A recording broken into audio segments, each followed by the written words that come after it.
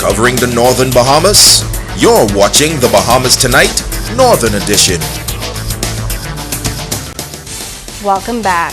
Back to our story from Abaco, where the Prime Minister led a delegation to assess the damage left in wake of yesterday's fire in the Haitian community in the mud of Abaco.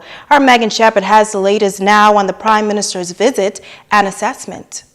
That devastating fire on Sunday afternoon in the mud Abaco, Prime Minister Dr. the Honorable Hubert Minnis, along with a delegation of cabinet ministers, arriving on the island to assess the level of damage left behind.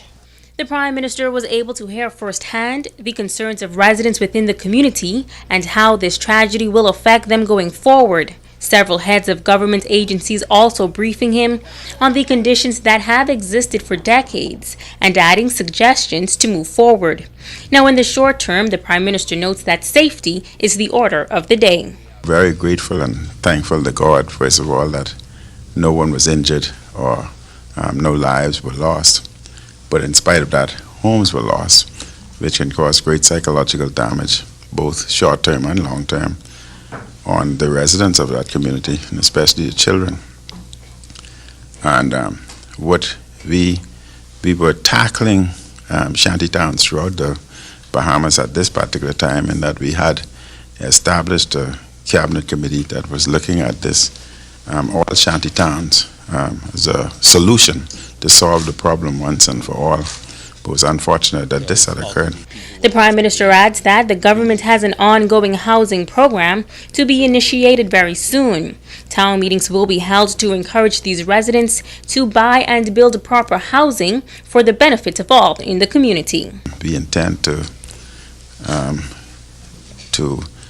cordon off the area so that there would be no building on the area that was destroyed.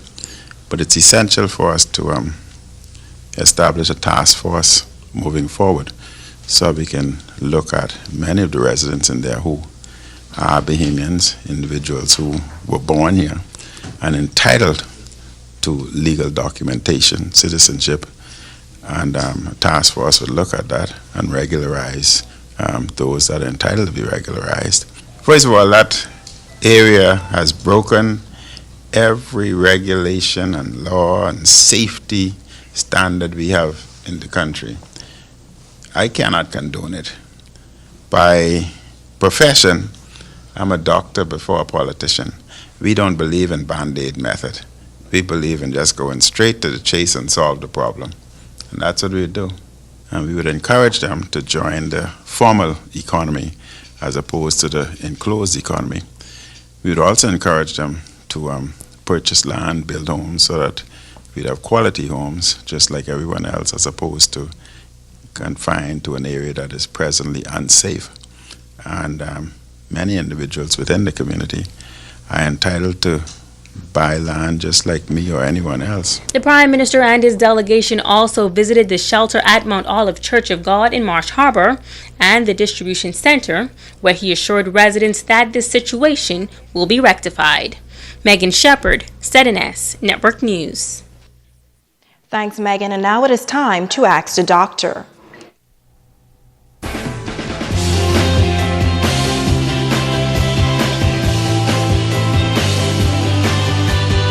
This is Ask the Doctor.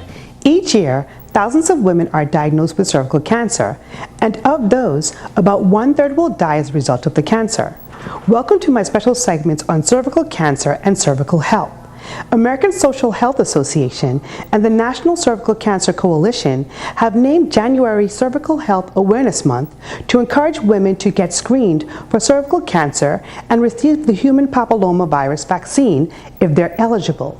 The good news is cervical cancer is also a highly preventable and treatable cancer thanks to improved screening and vaccination.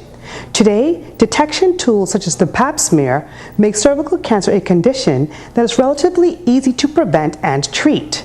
In women who are not vaccinated and not screened regularly, either due to a lack of information or inadequate health care, cervical cancers can still be a serious and even fatal illness.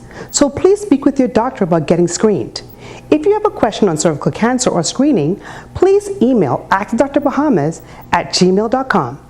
I'm Dr. Monique Pratt, and this has been Ask the Doctor.